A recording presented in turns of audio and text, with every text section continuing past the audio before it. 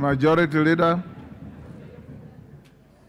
Thank you, Honorable Speaker. I hear my good friend, Honorable John Buddy, asking me to support, and I rise to oppose this motion, Honorable Speaker, by the Honorable Member for Bumula, the Honorable Jack Wanami Wamboka. But allow me, Honorable Speaker, to take this opportunity to thank the Honorable Jack Wamboka for having the courage and fortitude to not only collect signatures and bring this motion, but also to prosecute it. Although he has performed dismally in his prosecution of the motion, Honorable Speaker. Honorable Speaker, I keenly listened to you on Tuesday when you made your communication, Honorable Speaker, on this motion. Honorable Speaker, this House is guided, or rather, as you stated, is a house of rules, and is guided by not just by the standing orders, but also by a constitution.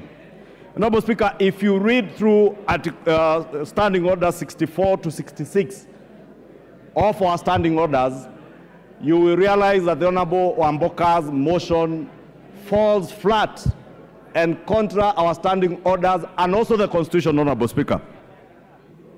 Honorable Speaker, it is also true that matters to do with removal of office of public officers, as you stated in your communication, Honorable Speaker, are largely guided also by precedents and borrows heavily from court rulings and the thresholds set in. Honorable Speaker, the famous Wambora cases on the removal of former governor for Embu County speaks volumes. Honorable Speaker, in that case, the Wambora case, one of the things that was made clear is that there must be a very clear nexus between the person being removed from office and the alleged grounds on which that removal is sought. Therefore, the question we ought to ask ourselves, Honorable Speaker, has the mover of this motion, Honorable Jack Wamboka, created or shown us that nexus between the person being removed from office as cabinet secretary and the alleged grounds of removal? And the straight answer, Honorable Speaker, is none.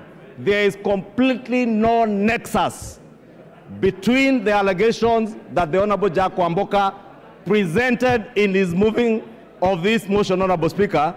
And indeed, Honorable Speaker, if you listen to Honorable Jack Wamboka, Honorable Speaker, if you can protect me from the members who are consulting very loudly. Honorable Speaker, I was asking if you can protect me from the loud consultations. Order. Especially here. Order, honorable members. Members on their feet. Your standing orders say only the members speaking should be on their feet. If you are in transit, then transit to where you are going. Go on. Thank you, Honorable Speaker. Honorable Speaker, I was stating that the Honorable Jack Wamboka has completely failed to show us the nexus between the allegations that he was speaking about and the person he seeks to remove from office. Indeed, in his own submission, Honorable Speaker, he has alluded to issues touching on procurement and distribution of fertilizer by the National Cereals and Produce Board. Honorable Speaker, the Honorable Jack Wamboka is not an ordinary member of Parliament. The Honorable Jack Wamboka, and congratulations to him, is a first-time member of Parliament, but also serving as a senior member of this House as a chair of the Public Investments Committee. And therefore he knows, because he oversights these parastatals, some of these parastatals in PIC, that parastatals are semi-autonomous of ministries. And indeed, the State Corporations Act is very clear that ministers, principal secretaries or accounting officers cannot and must never be seen to micromanage parastatals or state corporations. The Honorable Wamboka has failed to show us the nexus between CS Linturi and the procurement processes or distribution of fertilizers at NCPB. Indeed, Honorable Speaker, he also failed to inform the House that DCI that has been investigating this matter has already preferred charges against arrested and preferred charges which the DPP has consented to for the prosecution of officers that DCI feels might be culpable on the matter of the procurement and distribution of this fertilizer, Honorable Speaker. Therefore, I was waiting, Honorable Speaker, with bated breath for the Honorable Wamboka to show us that nexus. He has failed to do so. And therefore, this motion falls flat on its face, on the face of the Honorable Jack Wamboka. Honorable Speaker, it also lacks any clear precision of the violations of law and the Constitution. And the Honorable Wamboka did not show us any clear violation of any section of the law or indeed of the Constitution by CS Linturi. Honorable Speaker, look at the probate value. And I think the Honorable Murugara had alluded to it. The Honorable Mbaya had also alluded to the probate value of the issues that the Honorable Jack Wamboka has tabled before the House. Honorable Speaker, he took us through what the Honorable Member for Kilifi North was telling us were not just excerpts from Citizen, NTV, Nation newspapers, Star newspaper, and other media houses. And Honorable Speaker, we have tremendous respect for our media houses because as a fourth estate, they have a duty like we do to oversight government and the executive, Honorable Speaker. And we must allow our media houses to help us to raise issues that are also of concern to the people of Kenya, just like we raise. But media houses cannot be the basis, Honorable Speaker, in line with our own procedures in this House, to adduce evidence before this House. And Honorable Speaker, I dare ask, if we were to prosecute, if we were to impeach CS Linturi on the basis of newspaper articles, Honorable Speaker, allow me the indulgence, Honorable Speaker, to read a newspaper article that was featured by the Sunday Nation on April 14, 2024. And this article, Honorable Speaker, said that House team boss on extortion spree. And I'm reading this article, Honorable Speaker, so that we may ask ourselves, if I am that House boss being reported here on an extortion spree, would it be fair for us to impeach myself? If that House boss is the Honorable Wamboka, the mover of this motion, how fair would it be for me to move the House to impeach the Honorable Wamboka on the basis of a newspaper article from a gossip column like this one, Honorable Speaker? This article said that the chairman of a powerful committee is on the spot for harassing witnesses that appear before him. Talk of town has learned that the chairman calls cabinet secretaries scheduled to appear before his committee and demands huge amounts of money in order to be looked at favorably when they appear. The CSAs were heard complaining that the MP is demanding and asks for money using threats at least 1 week before they appear in his committee. Those who fail to play ball by parting with cash demand are harassed during their appearance and negative reports are given on their manifesto. Honorable Speaker, Order. Honorable Speaker, Member for Busia, you are total out of order to stand up and raise your hands. Order.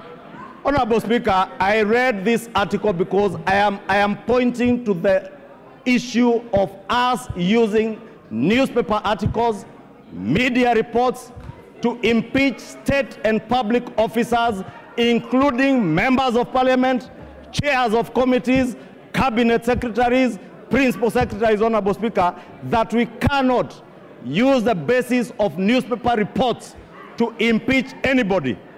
And that's why I said, Honorable Speaker, if I was that House boss, only that I don't chair a committee, the Honorable Wamboka Wanami is a chair of a powerful committee. How do I know? Who would know what this newspaper column was, who it was referring to?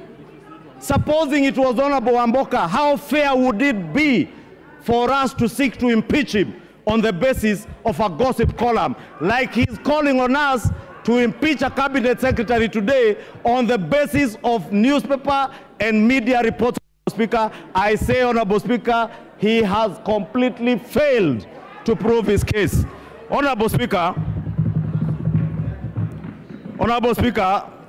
moving on, Honorable Speaker, is this motion a decoy?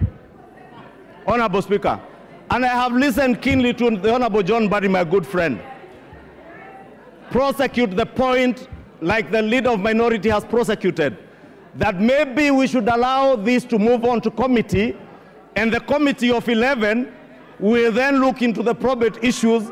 But if the probate value of the evidence being adduced by the Honorable Amboka in the motion is defective ab initio, then we will be wasting valuable parliamentary time.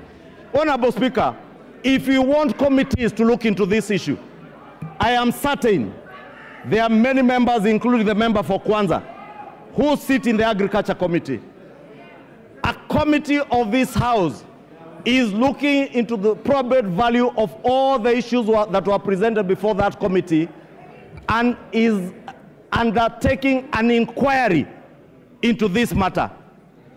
If I was the Honorable John Wamboka, I would have been patient to wait for the Agriculture Committee's inquiry to get substantive evidence, evidence that has probate value, evidence that has particulars, evidence that you can use to impeach a CS. Otherwise, what he has brought to us, Honorable Speaker, here is not even worth the paper published on these newspapers and the articles he has presented before the House. Just like this article speaking about a member of parliament extorting from cabinet secretaries is not worth our time. We should then not be wasting our time. Molo, what is, Honorable Speaker. Order. Senior Counsel Molo, what is the problem? Mr. Speaker, I stand under Standing Order 87, 4, and 91. Under 87.4, Mr. Speaker, no member can impute improper motives on any other member or members generally without a substantive motion within at least 3 days notice. Order. Member for Kisumu West. And in addition, that is grossly out of order. Mr. Speaker, there is no substantive motion. It's not a rally. Thank you, Mr. Speaker. Mr. Speaker, under Standing Order 87.4, you cannot impute improper motive either on a member or on the House without a substantive motion with at least 4 days' notice. And under Standing Order 91, a member who then makes such a statement of fact must substantiate. Mr. Speaker, the leader of majority has just imputed that this House extorts from members of the cabinet. It does not matter that he's referring to some newspaper cutting which has not been tabled and which we do not know, and which he can also therefore not properly refer to.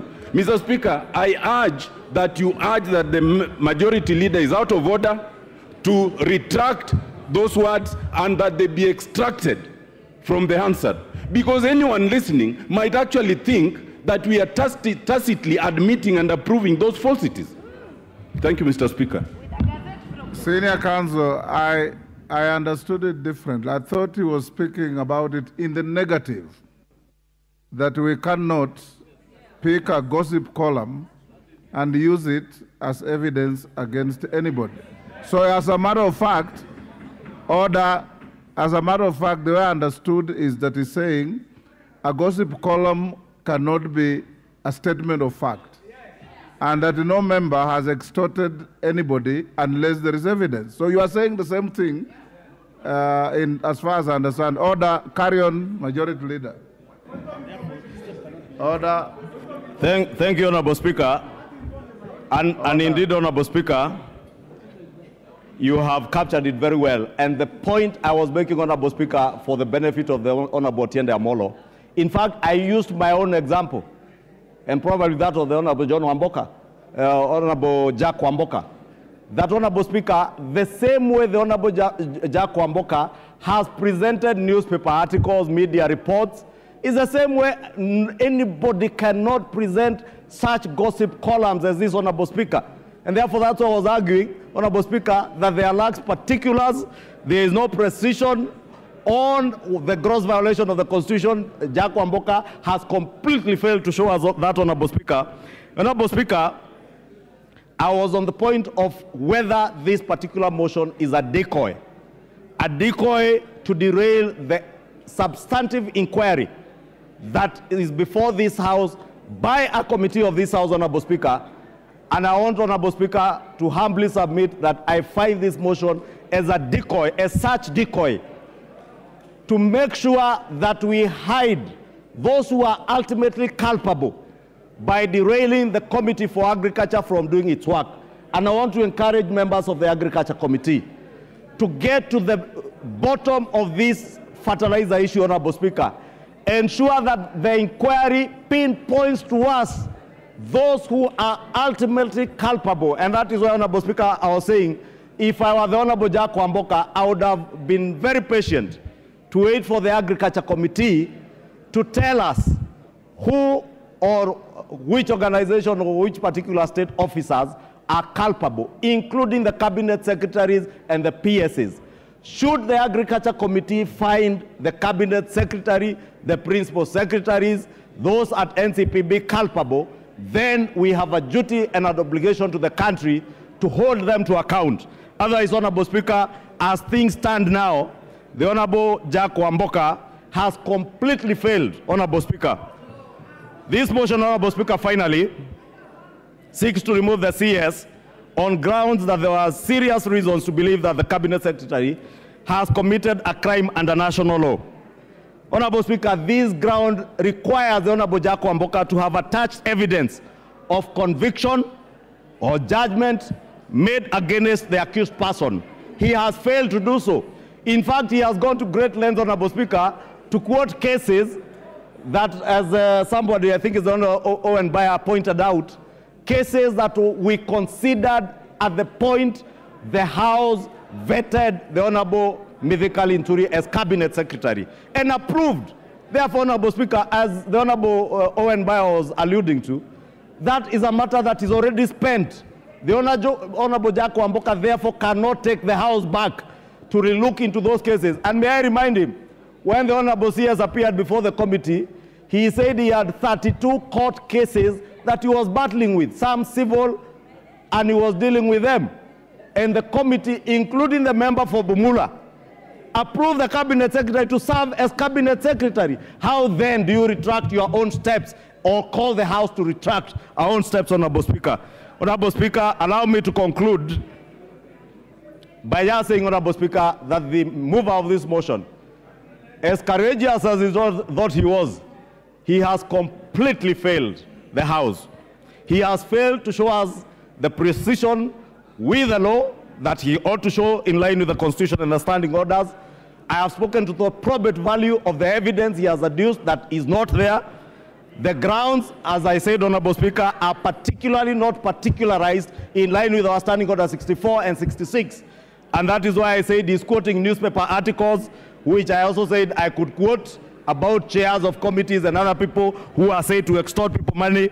And Honorable Speaker, allow me, Honorable Speaker, then to plead with this House to defeat this motion because it will derail the fight against corruption. If we derail the fight against corruption, Honorable Speaker, by using such motions to speak to the gallery, to speak to our voters, to speak about corruption but never acting over corruption, Honorable Speaker. Remember in the 11th Parliament, Honorable Speaker, wind up in a minute. In the State of the Nation address, 200 state officers were declared jobless. But what came out of that political pronouncement, Honorable Speaker? Absolutely nothing. That is what the Honorable Jack Wamboka is calling on this House to do, to make a political declaration in the impeachment of a CS, but get absolutely no value in the fight against corruption. Allow our Committee for Agriculture to expedite its inquiry, find those who are culpable to be charged before courts, allow DCI, EACC to complete their investigations, and call on us. If you find any public officer culpable, we shall be there to support you, to impeach anybody who will be found culpable subsequent to credible investigations. But these other political things from newspaper cuttings, my friend Jack Wamboka, falls flat. And I would beg you this early to withdraw this motion to save yourself from the embarrassment, Honorable Jack Wamboka. This is why the Constitution put a very high threshold. Daniel Manduku. Daniel Manduku. Nyaribari Masaba.